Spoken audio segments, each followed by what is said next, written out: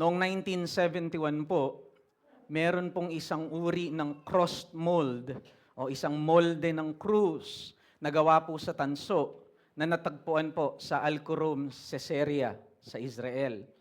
It dates back sa panahon ng mga Crusaders, so ito ay around 11th to 13th century, at ginamit po ito upang maghulma o magmold ng mga metal cross o mga cross pendants. The collectors is said to pay, they will pay $100,000 and that is 6 million pesos para po dun sa mga metal pendants na yun o cross pendants na yan. Pero alam niyo po ba, yung mold, it was never auctioned, it is never sold. Because the mold is a national heritage. It is priceless. Yung molde ay hindi mo pwedeng lagyan ng presyo.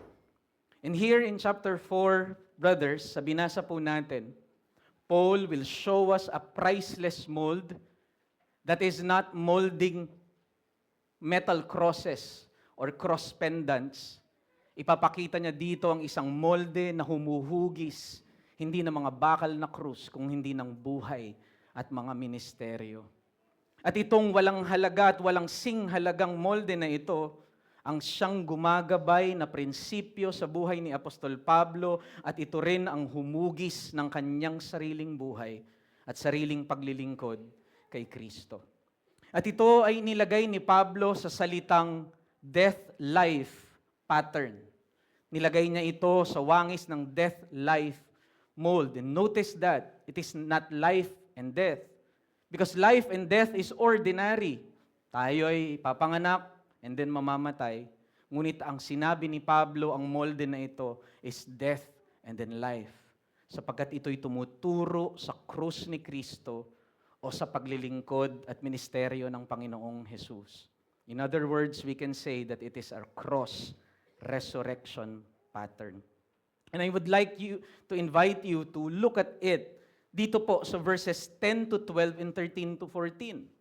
Itong molde na ito ng life and death and then cross and resurrection ay banaag at kitang-kita sa talatang ating binasa.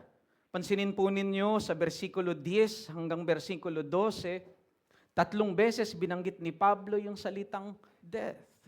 Always carrying in our bodies the death of Christ so that the life of Christ might also be manifested in our bodies. And then ang sabi niya sa verse 11, we who are living are always being carried to death so that the life of Christ might also be manifested in our mortal flesh.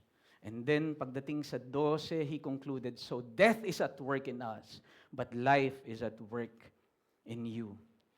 But it is something na mas magiging malinaw kapag tinignan po ninyo sa verse 13 to 16. Sapagkat ang sinabi doon, lalo na sa verse 14 ni Apostle Paul, knowing that He who raised the Lord Jesus will also raise us with you and bring us with you into His presence. The word raised ay tumutukoy po doon sa konsepto ng muling pagkabuhay or resurrection. And it assumes death. It assumes that Paul died and so he is hoping, meron siyang pag-asa na siya'y bubuhayin din ng Panginoong Hesukristo at siya'y dadalin kasama ng mga taga-Korinto sa presensya mismo ng Diyos. And this is what Paul is saying, that this is the pattern of his life. This is the mold that shapes his ministry and his service to the Lord. Pero alam niyo po, hindi ito original kay Apostle Paul. Sapagkat alam natin na ito po ay unang-una sa lahat galing sa Panginoong Hesukristo na kanyang pinaglilingkuran. Do you remember yung Matthew 16 na kung saan unti-unti ay nire-reveal ni Kristo yung character at nature ng isang Mesiyas? At matapos po ipakita at ilatag ni Kristo yung kanyang karakter na siya po ay benevolent and merciful and compassionate healer. At siya rin po ay isang faithful provider sapagkat pinakain niya yung 5,000 at yung 4,000 na mga Israelita. Ngunit pagdating sa versikulo 16, ipinakita niya yung tunay na misyon at ministeryo ng Mesiyas at Hari na ito. Ang sabi niya doon that He will suffer many things in the hands of the Pharisees and the scribes and He will be killed suffering, and then death. At ang sabi ni Jesus Christ, but on the third day, He will be raised. Anong response ni Peter doon? Ang sabi ni Peter, no. He was rebuked. Peter refused. Maybe hindi lang dahil kay Kristo, kundi dahil mismo si Pedro ay ayaw niya yun. Maybe because Peter is naturally like us, theologians of glory. We are not naturally theologians of the cross. Ngunit nung sinabi ni Pedro yun, nirebuke siya ng Panginoong Jesus. Una, sinabi niya, "Get thee behind me, Satan." And then he turned to Peter and said, "These are not the things of God that you are thinking, but the things of man." Naturally, that death, resurrection, death, life pattern is not the things of man. It is the things of God. Christ there showed Peter na ito yung klase ng ministeryo na kanyang ipaglilingkod sa Diyos. Sabi ni Kristo, ito mismo yung klase ng ministry na meron ako, that I will die and sacrifice and give my life, and then I will be raised. Pero matapos yun, anong sabi po ni Kristo Jesus? Inilagay niya yung kanyang pinakasikat, marahil at kilala po natin na verse para sa mga disciples. And so after rebuking Peter, he said, "If anyone wants to come after me, he must take up his cross and follow me." That life, that death and life pattern, that cross-resurrection mold, ang sabi ni Christ, hindi lang para sa akin yon, kundi sa lahat ng gustong maglingkod sa akin, kailangan kayong dumaan sa krus at ang pangako ng muling pagkabuhay ay isa sa inyo. Martin Luther, maybe he's one of the greatest theologians who pointed this out, that Peter, like us, we are normally theologians of glory, but Christ taught His disciples, if we want to come after Him, we must be theologians of the cross. And this cross should mold our lives. The cross must shape the life and ministry of His people.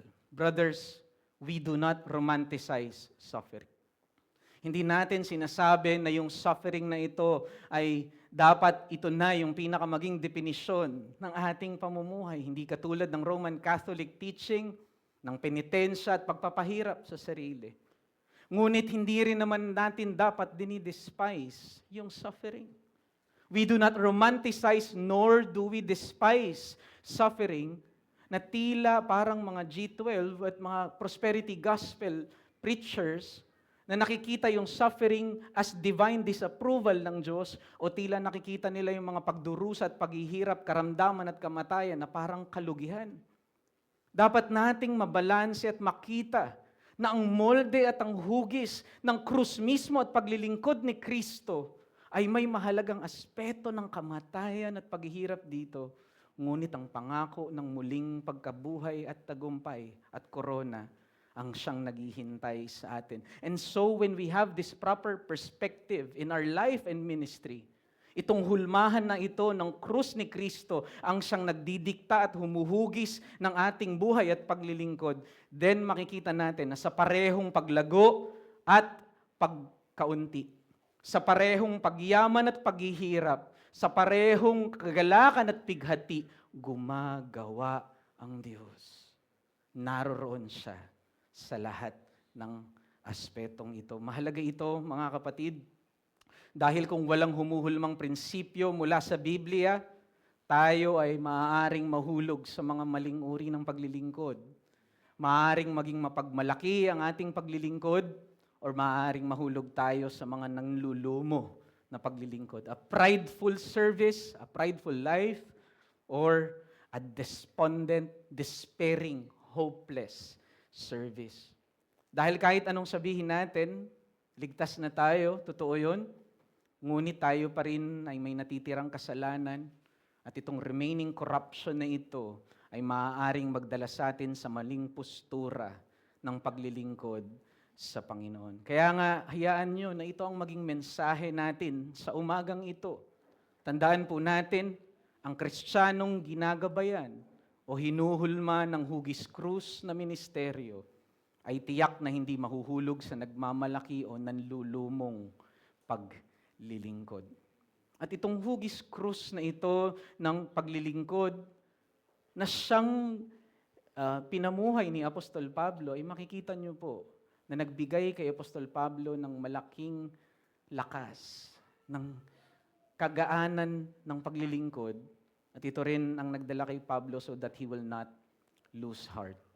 In the midst of suffering, in the midst of trials and great tragedies sa buhay ni Paul, ang sabi niya doon sa verse 1 at sabi niya doon sa verse 16, having this ministry, we do not lose heart. And I believe, brothers, this is what we need as we serve the Lord, as we live the life that Christ said, that Christ set out for us. We must also have this cross-shaped ministry so that we will not lose heart. And losing heart means either mahulog tayo sa pagmamalaki or mahulog tayo sa isang nanlulumo na paglilingkod. Dalawang bagay po ang makikita natin sa hugis krus na paglilingkod. Dalawang karakter ng hugis krus na paglilingkod. Una, ito po ay kontento sa paghihirap o kahinaan.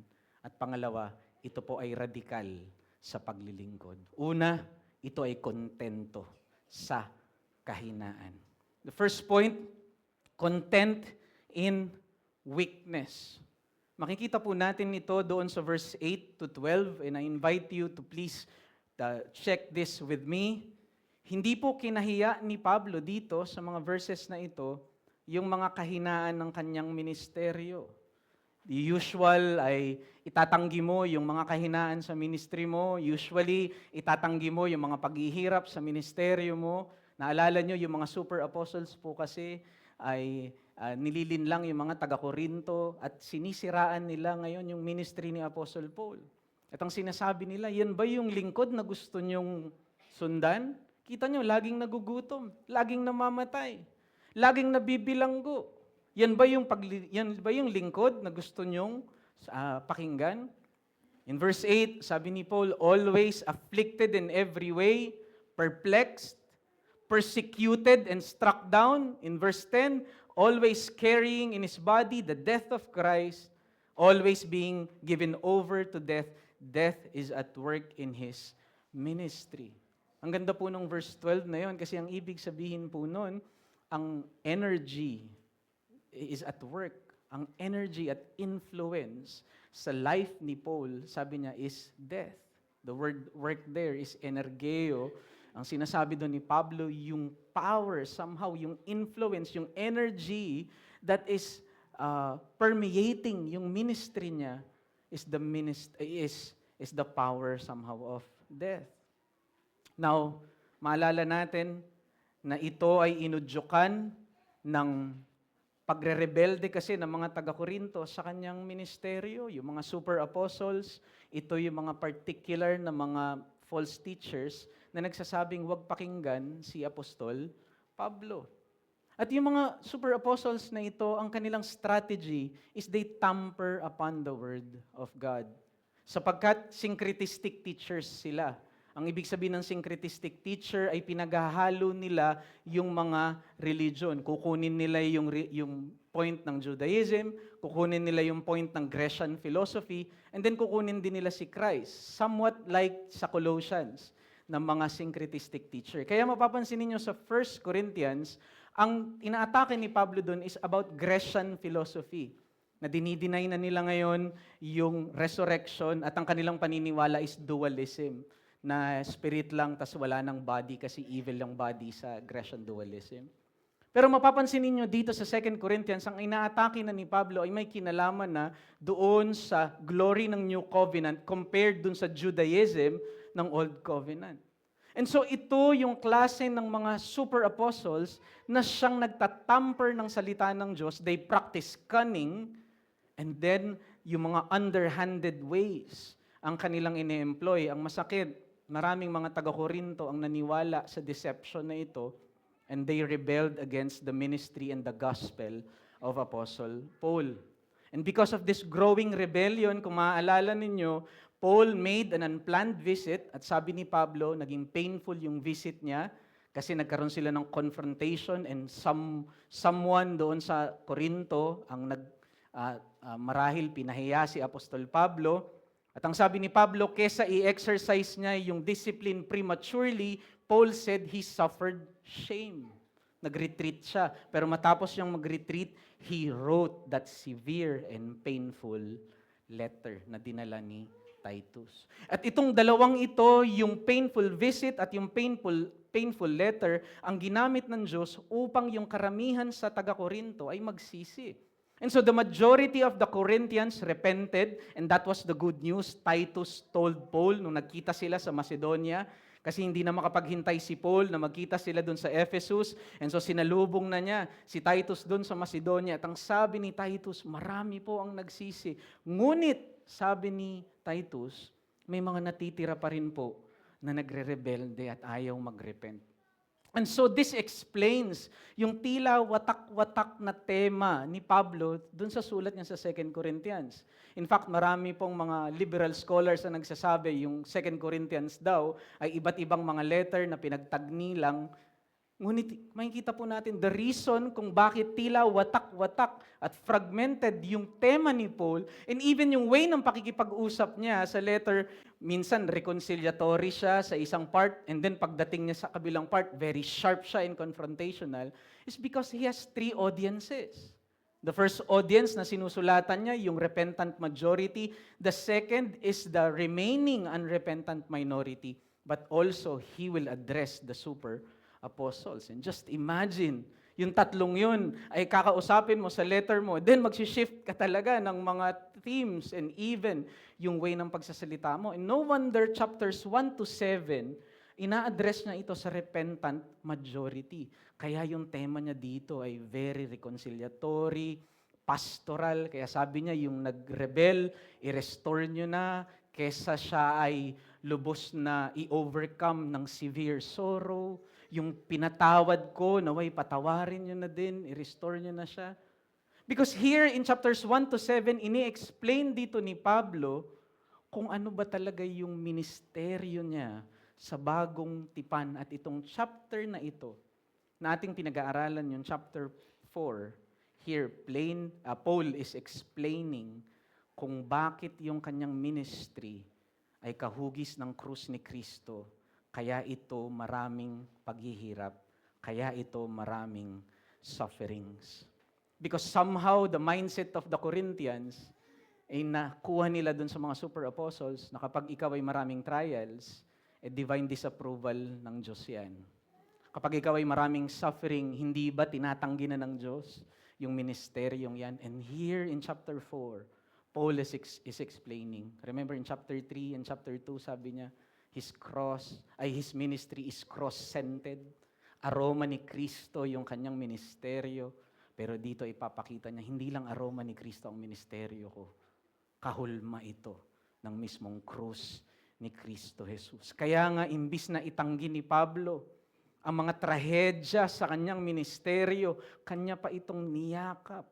At ito pa ang kanyang ginamit bilang ebidensya na ang kanyang ministeryo ay tunay na ministeryong kinalulugdan ni Kristo dahil ito'y kawangis at kahugis ng mismong ministeryo ng kanyang Panginoong pinaglilingkuran. Sa katunayan, ito pa nga yung sinabi ni Pablo na dahilan kung bakit nagtamo ng kaligtasan yung mga taga-Corinthians. Kaya nga di ba nakita nyo sa verse 10 hanggang 12, 2 beses binanggit ni Paul yung word na manifest. So that the life of Christ would also be manifested in our death. Sapagkat kung titignan po ninyo, binabalikan dito ni Paul yung verse 5 and verse 4 sa chapter, verse 4 hanggang verse 6. Previously, kasi ang text natin is sa verse 7, dun sa verse 4 to 6, pinakita dun ni Paul na yung kaluwalhatiang mayroon dito sa New Covenant Ministry ay nagpapakita ng liwanag ng kaalaman ng Diyos sa mukha ni Kristo Jesus. And somehow sinasabi ni Pablo dito na dahil sa kamatayang mayroon siya, ay tila lumalabas, tila nagniningning sa kanyang mga suffering, sa kanyang mga paghihirap, nagmamanifest yung life ni Christ. Although He is perplexed, although at times He is afflicted, although many times He is persecuted, although many times He is struck down, and yet through this jar of clay, cracked, worn out, and yet manifesting the very life of Christ. And that is why kontento si Pablo sa kahinaan niya, sapagkat naniniwala siya ito yung mahalagang parte ng ministeryo na kinalulugdan ng Diyos. Itong kahinaan niya ay nagwawangis sa kanya sa krus mismo ng kanyang Panginoong Hesus. And I believe two very important principles ang matututunan natin dito. Una, ang buhay dapat pala ng mensahero ay hindi salungat sa mensahe. Ang buhay dapat na naglilingkod at mensahero ni Kristo Jesus ay hindi dapat salungat sa mensahe ng krus. At naniniwala ko hindi lamang ito sa mga pastor at mga tagapaglingkod, tagapagsalita sa ating iglesia, dapat ito'y nakikita rin sa lahat ng mga Kristiyano. Dapat may kababaan, dapat mayroong humility. Hindi dapat salungat ang buhay ng mensahero sa kanyang mensahe. Somehow sa life ni Paul, ito yung nag-empower ng kanyang message at dito gloriously nag-manifest yung ebanghelyo ni Kristo. In a more specific way, paano natin ito maipapakita sa mga pakikitungo natin sa ating mga kapitbahay? Yung kababaan, paano natin maipapakita sa ating pakikitungo sa katrabaho? Marahil, paano natin maipapakita sa pakikitungo sa ating mga kamag-anak? And to be more specific, when we disagree with them, when times na hindi tayo nagkakasundo sa mga kapitbahay natin, sa mga kamag-anak natin, at sa mga katrabaho natin, paano natin ito na ipapakita? Paano ang hulma ng krus, ang hugis ng krus, ay nakikita sa ating mga pamumuhay. And maybe this is a bit controversial. Marahil mamaya pwede nating pag-usapan even sa ating mga pananalita. And as extension ng ating pananalita is yung social media. How can we also manifest itong Christ-like lowliness and humility even sa ating paggamit ng social media? And ito, ang challenge sa atin dito, mga kapatid, is magiging kontento tayo sa kababaan. Sapagkat dito kinikilusan ng Diyos ang ating mga buhay. Hindi sa pagmamalaki, sa kababaan ni loob ng Diyos na mag-manifest ang kanyang kapangyarihan. The second thing that we can learn from here ay yung mga tinakdang kahinaan din ng Diyos ay esensyal na sangkap upang matiyak na ang kaluwalhatian ay sa Kanya lamang. Mahalaga yung mga limitasyon na niloob ng Diyos sa atin. Parte yun ng isang God-glorifying ministry sapagkat ito yung nagtitiyak na ang kapangyarihan ay sa Diyos at hindi sa atin. Na siya ang nagliligtas at hindi yung mensahero. In fact, Paul said in chapter 12, verse 9, he said, "If in my weakness God's power is made perfect, then I will rejoice all the more in my weakness. For when I am weak, there I am strong." Hindi ho ba ito ay bumabalik mismo doon sa verse 7, sa mismong larawan na ginamit ni Pablo sa kanyang sarili, sisidlang putik. Siya ay palayok na lupa. Siya ay bangang mumurahin, mahina, jar of clay. To show that the surpassing power belongs to God and not to Him. Notice this. Brothers, pag binalikan nyo yung verse 4 to 6, makikita nyo doon kung paanong inelevate o itinaas ni Pablo yung New Covenant ministry. Sa verse 4, binanggit niya doon that Christ is the image of God. And by turning to Christ, we see God Himself. Anong ginagawa ni Pablo doon? Binabalikan niya yung chapter 3 sa experience ni Moises, na kung saan si Moises ay nakakausap niya ang Diyos at paglabas niya, nagniningning yung mukha ni Moises and he is being transformed. And that was something that is absent sa Old Covenant. Pero ang sabi ni Pablo, since Christ is the image of God, what happened to Moses is now happening ordinarily in the new covenant. Because Christ now is the very image of God. And if one turns to Christ, we will be transformed from one degree of glory to another. Because Christ is the very light of the knowledge of the glory of God. And so ang sinasabi niya doon, ang sabi niya, yung nangyari kay Moises sa Old Covenant, na nagniningning yung mukha niya, ordinarily nagaganap yon sa New Covenant. Ganyan katindi yung New Covenant ministry. Pero hindi lang yun. Pagdating sa verse 6, anong sabi niya doon? For it is God who said, let light shine out of darkness. And He has shown in our hearts to give the light of the knowledge of the glory of God in the face of Christ. Yung word na yun, na let light shine out of darkness, is quoted from Genesis chapter 1 verse 3, when God said, let there be light. Paul is saying the same creative power, the same divine order is also now at work in the new covenant.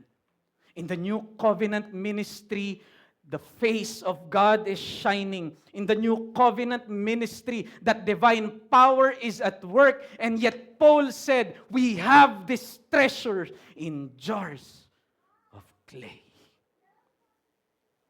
This glorious treasure.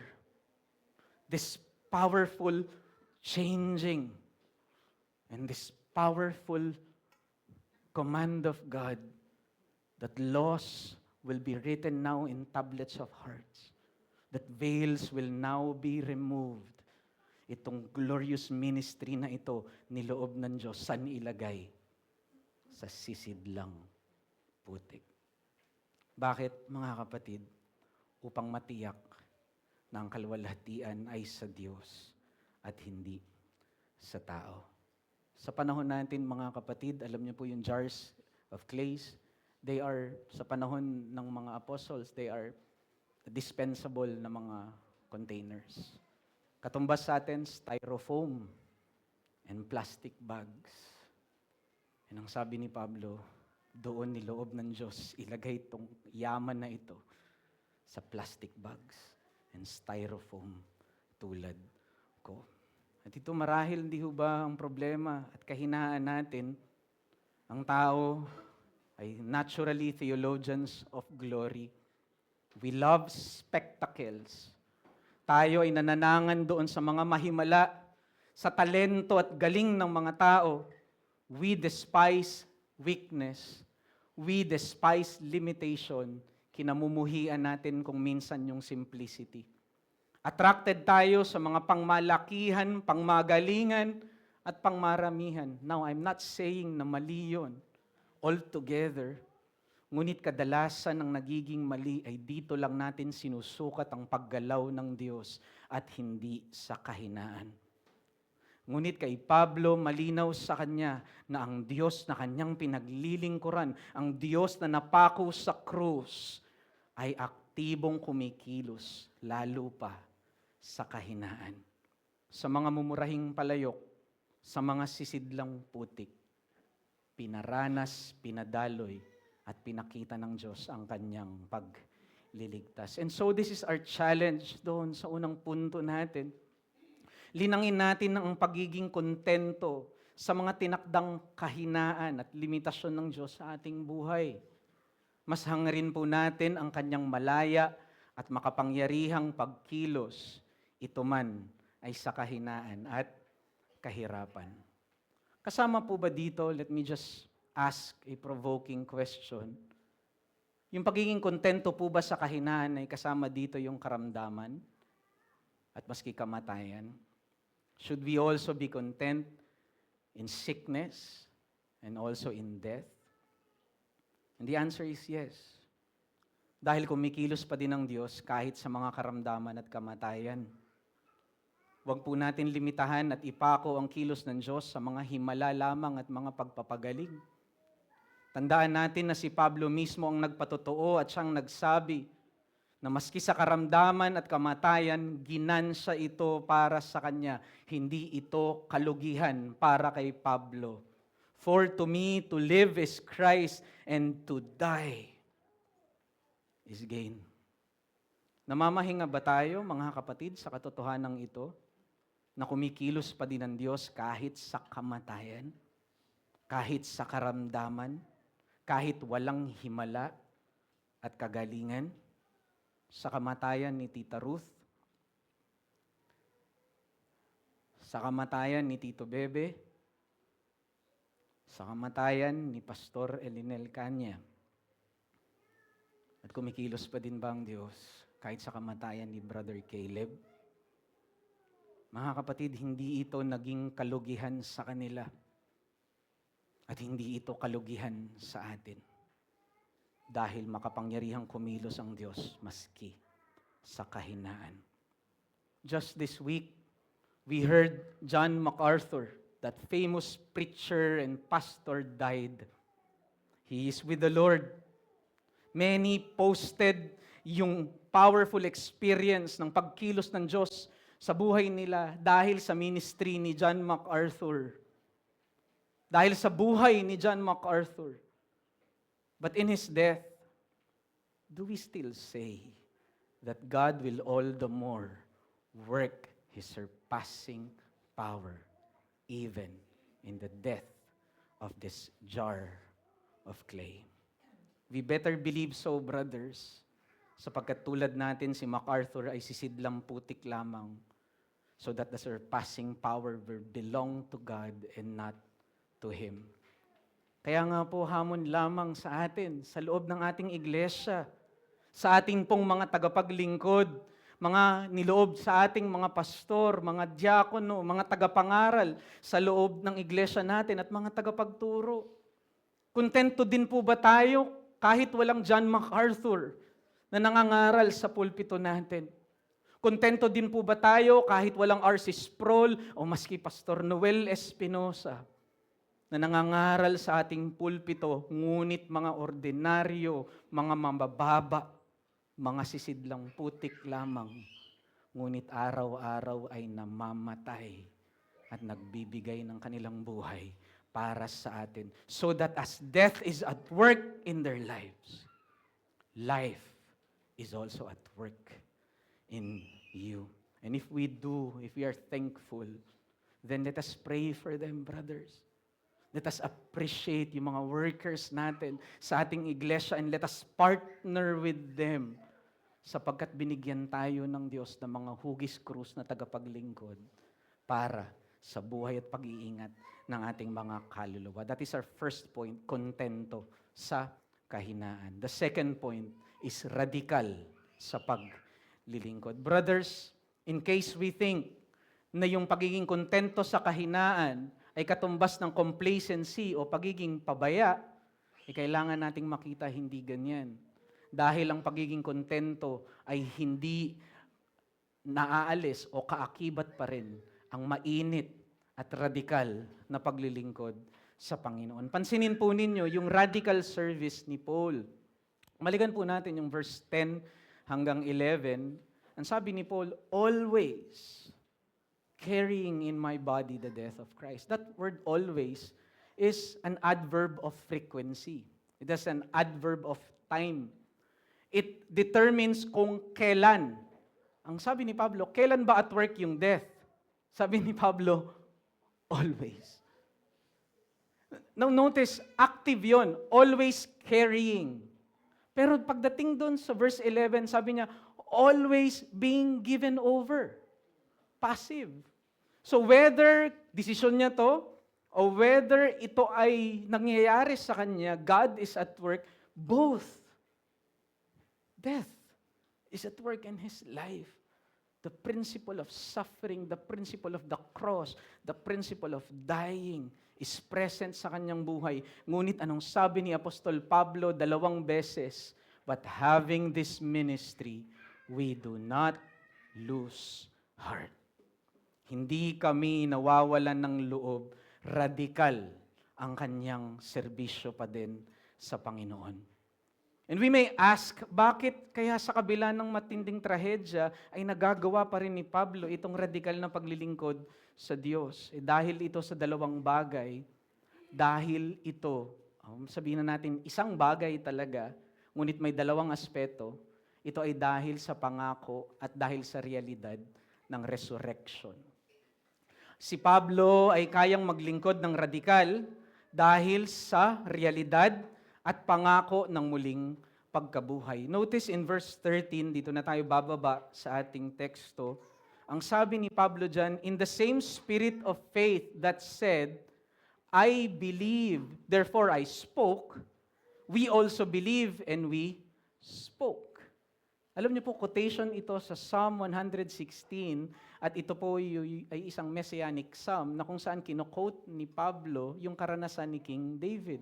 Si King David dito ay naipit sa isang digmaan at mamamatay na po siya, ngunit ang sabi niya, nagtiwala siya sa Panginoon, ngunit siya ay niligtas ng Diyos. At matapos yun, anong sabi ni King David? I believe, therefore I spoke. Ngunit ultimately, alam natin na ito'y messianic psalm at tumutukoy ito sa messianic king. And ultimately, ito'y tumutukoy sa ating Panginoong Jesus na kung saan si Kristo mismo ay niligtas at hindi pinabayaan ng kanyang Ama. And that is why His soul was never abandoned to Sheol. And His Holy One will never see destruction or corruption. And isn't that the very point of we are persecuted but never abandoned? We are struck down but not destroyed. Yung verse na yon sa verse 8 to 9 ay dapat makita natin na hindi sinasabi ni Pablo na okay, niligtas ako ng Diyos sa point na ito sa history. Paul is saying that the reason though he is persecuted, he is not abandoned. Though he is struck down, but he is not destroyed. He is going back to that messianic promise of resurrection na nangyari kay Kristo Jesus. If Christ was not abandoned in Sheol, and Christ's body never saw corruption or destruction, so will He. Brothers, ito po yung pag-asa ng Apostol Pablo, yung katiyakan ng resurrection. Ngunit pagdating sa verse 14, lumipat naman siya doon sa promise ng resurrection. Knowing that He who raised the Lord Jesus, pansinin ninyo, yung fact na naganap yung resurrection kay Kristo Jesus, it is an actual event in history. Ang sabi niya, will also raise us with Him and will carry us with you in His presence. Yung reality ng resurrection na naganap kay Kristo, Kanya na ngayong inilalapat sa Kanyang sarili. Both that reality of the resurrection and the promise of resurrection is now that strength of Paul na sinasabi niya, kung ni-rescue si King David, kung ni-rescue mismo yung Messianic King, ang sabi niya, so also, though persecuted, never abandoned, struck down, never destroyed. Brothers, meron pong tension rod sa aming bahay. Meron po akong paboritong gamit sa bahay namin. Ito yung tension rod. Alam niyo po, dahil doon, hindi ko na kailangan mag-drill, no? Kaya gustong-gusto ko yung tension rod. Kasi yung tension rod, siya po ay tumatangan sa tibay ng dalawang pader. Ang gagawin mo, lalagay mo lang yon tapos iikot mo siya. And then, tatangan siya dun sa tibay ng dalawang pader na yon. And so, pwede mo nang ilagay yung mga hanger, kahit anong weight, kaya niyang dalhin. And here, Paul, somehow, siya rin ay tumatangan dun sa dalawang pader ng katotohanan ito, ang realidad ng pagkabuhay ni Kristo, at anong sabi niya, yung pangako din ng muling pagkabuhay niya. At dahil doon nananangan siya sa dalawang pader na ito na matibay at hindi mauusog, sabi niya, I do not lose heart. Although afflicted in every way, yet not crushed. Although perplexed, but never driven to despair. Although persecuted, but not abandoned. Struck down, but not destroyed. Dahil may resurrection. And I believe, brothers, ito ang dahilan kung bakit sinabi ni Paul, makikita nyo sa verse 16, I hope masundan po natin ito, napakaganda na ito. Sinabi ni Paul sa verse 16, so we do not lose heart. Uugatin na ngayon ni Pablo yung covenantal foundation kung saan nagmumula ngayon itong death, resurrection, death, life promise na ito.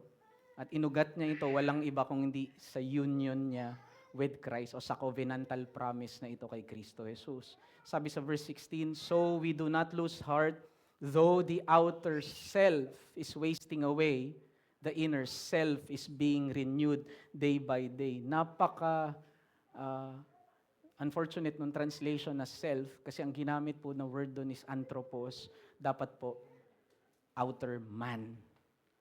Though the outer man is wasting away, the inner man is being renewed. And that man is talking about the outer man, it is talking about the old man in Adam.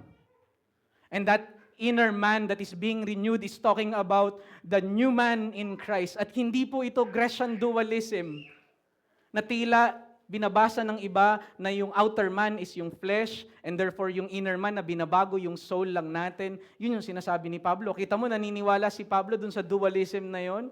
The outer man is wasted away and then the inner man is being renewed. No.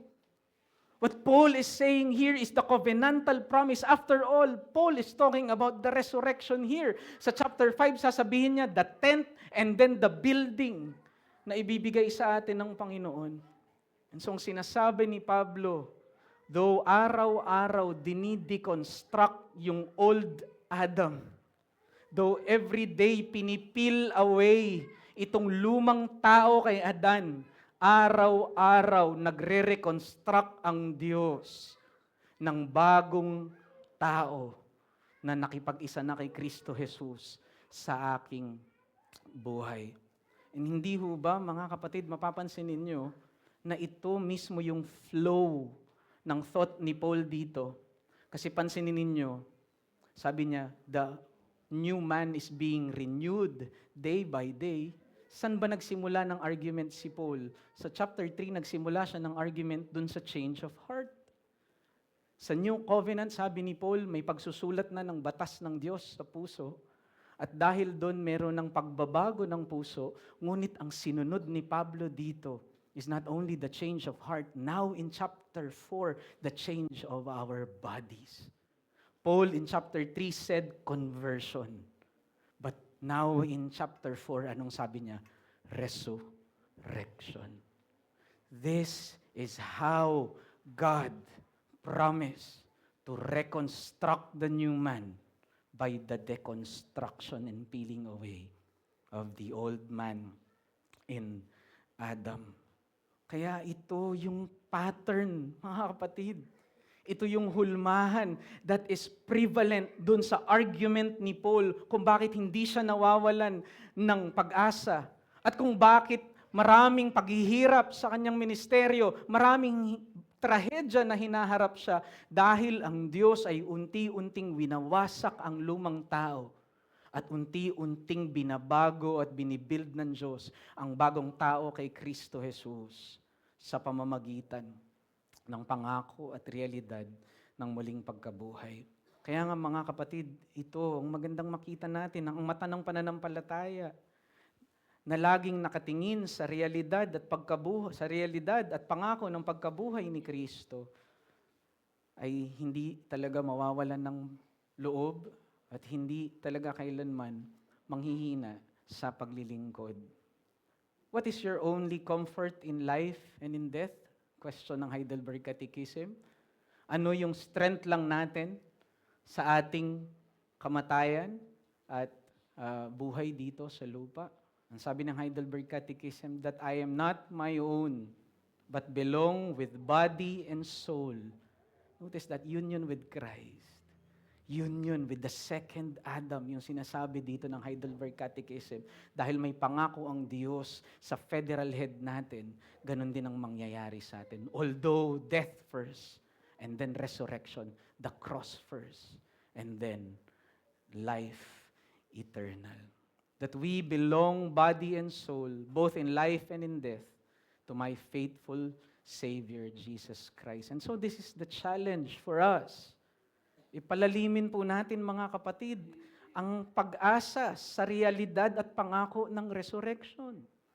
Ito ang hulma at hugis na pinangako ng Diyos sa atin kay Kristo Jesus, itong death, life, cross, resurrection model or cross, resurrection mold. E ano naman ang halaga nito ngayon sa iyo kung wala ka kay Kristo Jesus? Marahil sasabihin mo, Pastor, ano pong importansya nito sa akin? Kung ikaw ay wala pa kay Kristo Jesus at hindi ka pa nakikipag-isa kay Kristo Jesus, masasabi natin, death, sin, suffering, and tragedy will feast on you. Tulad ng mga mababangis na hayop, pagkakaisahan ka niyan, tatanggalin niya ng kagalakan sa iyong buhay. Kung wala ka kay Kristo at hindi ka nakikipag-fellowship kay Kristo, walang bumitbit ng puot ng Diyos at kaparusahan ng Diyos para sa iyo, then tatandaan mo, bibit-bitin mo ang lahat ng parusa at trahedya sa buhay mo ng mag-isa. And that is why hell is horrible. Not because of mere pain, but because you will bear the full wrath of God alone. Naranasan nyo na po ba na makulong sa elevator? Kung makukulong kayo sa elevator, magpasalamat kayo kung may kasama kayo. Kahit papano may comfort doon. Pero kung mag-isa ka, nakakatakot yun. And what hell is bearing the full wrath of God alone. With no one to share. Walang fellowship sa impyerno. Walang communion sa impyerno.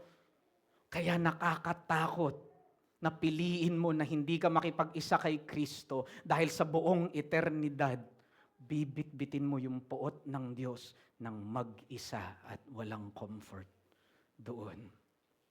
You see, the gospel is, come to Christ. At hayaan mo na ibigay niya sa iyo yung kanyang dugo at buhay na maglilinis ng iyong sala, na kung saan kukunin niya ang parusa para sa iyo at dito, ikaw ay makikipag-isa sa Kanya at magkakaroon ka ng fellowship sa Trinidad na Diyos, sa Ama, sa Anak at sa Banal na Espiritu. At anong sabi ni Pablo sa verse 14? He will raise us up with you, with Christ, in His presence. And that is none to be found in hell. And so, kaibigan, lumapit ka kay Kristo at hayaan mo na bitbitin niya ang kaparusahan at dalhin ka niya sa eternal fellowship at joy sa kanyang presensya. Dahil tandaan mo, bubuhayin ka rin. May pagkabuhay din sa'yo. May pagkabuhay din ng katawan mo. Pero anong sabi ng scriptures? Bubuhayin ang katawan mo. Hindi para sa eternal pleasure and joy, kundi sa eternal na pagdurusa ng mag-isa. Brothers, I believe ultimately, itong radical service na ito, it means sacrifice. If we define yung ministry ni Paul as a radical ministry, I believe quintessentially it defines the ministry of Paul as sacrifice. Anong ibig sabihin po ba ng sakripisyo? Ito yung paglilingkod beyond sa comfortability natin. Ito ay paglilingkod na kung saan merong kinukuha sa atin, meron tayong sinasakripisyo. Death is at work in his life. He's being carried to death, given over to death, so that life will manifest in his mortal flesh. At kapag tayo po ay nagde-despair at tayo po ay prideful, yung sacrificial service ay mahirap para sa atin, hindi ho ba? Kapag despairing ka, ayaw mo ng sacrificial service. Okay na yung comfortable lang. Okay na yung normal lang. Lalo na pag mapagmalaki tayo, ayaw natin ng sacrificial service. Okay na ito. Sapat na yon sa kanila. But what defined Paul's sacrifice? Though may despairing siya, though nasa abundance siya, naging radikal ang kanyang paglilingkod sapagkat nakarakterize ito ng krus ni Kristo Jesus. Sacrificed. He died every day sa kanyang buhay. As that glorious hymn once said, "To that old rugged cross I will ever be true. Its shame, reproaches, its suffering and sacrifice I will gladly bear. I will cling to the old rugged cross and exchange it someday for a crown, for the resurrection, and eternal fellowship with the triune God together with the brethren who is now in glory." Brothers, tayo po'y manalangin. Panginoong Yesus, sa oras na ito, kami po'y lumalapit sa inyo and patuloy po na namamanhik para po sa mga hindi pa sumusuko kay Kristo. Ngayon po, Panginoon, nararanasan nila yung suffering, nararanasan nila yung trahedya, and yet may mga umaakibat sa kanila. Merong nakikihati sa mga burden nila. Pero darating ang panahon, Panginoon, na kung sila'y magmamalaki sa iyo, yung suffering at trahedya ay bibitbitin nila ng mag-isa sa buong eternidad. Kaya kami, Panginoon, ay dumudulog sa iyo kung paanong tinanggal mo yung mga piring at taklob sa aming mga mata. At nakita namin ang lumalhati ng ministeryo ng bagong tipan dahil sinulat mo ang iyong batas sa tableta ng aming mga puso. Gayon din nawa ang gawin mo sa kanila. At sa amin naman, Panginoon, ng mga mananampalataya, nawa po patuloy na ito ang maging hugis ng aming pamumuhay at paglilingkod. Hugis krus, kontento sa kahirapan, ngunit radikal at masakripisyo sa paglilingkod. Ito po ang aming dalangin sa pangalan ni Kristo Jesus. Amen.